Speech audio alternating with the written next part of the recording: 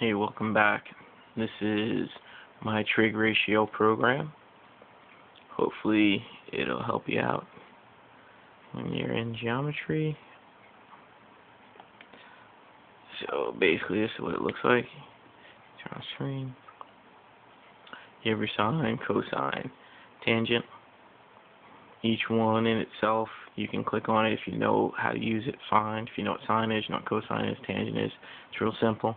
But just in case you don't know, you can use the get key option, which will run from y equals window, zoom, trace, and graph, which is F1, F2, F3, F4, and F5. I'm just going to go in definitions real quick. You go in definitions, you can see this. It's telling you what sine is. Sine is equal to opposite over hypotenuse. It gives you the angle theta, and opposite the angle theta is your side, and then of course opposite right angle is your hypotenuse.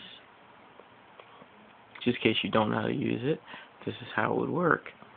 Sine is opposite of theta, which would be 6 over 12.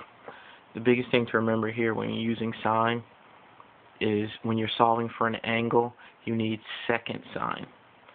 If you're solving for a side, you can just say sine of it, and make sure your calculator is in degree mode, which this one already is in degree mode. So, but this is just a tutorial. It's basically showing you how to use it. I can hit next. It'll go through cosine, and it'll do basically the same thing if you're solving for cosine of an angle. If you're solving for the angle, it's once again second cosine, just like in the previous one, it was second sine.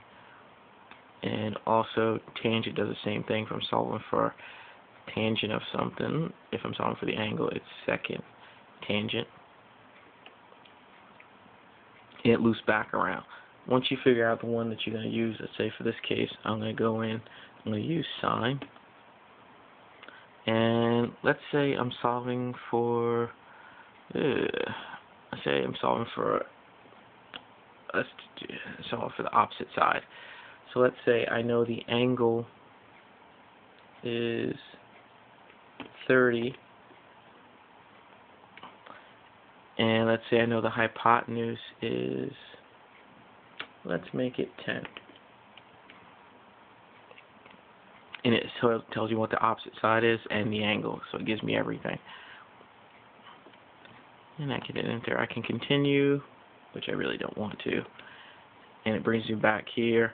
And let's say I don't want to do sine again. I can exit. And it brings me back to the main menu. And I could do the same thing with tangent or cosine as well. And it works all the way through. This is my trig ratio program. Bye.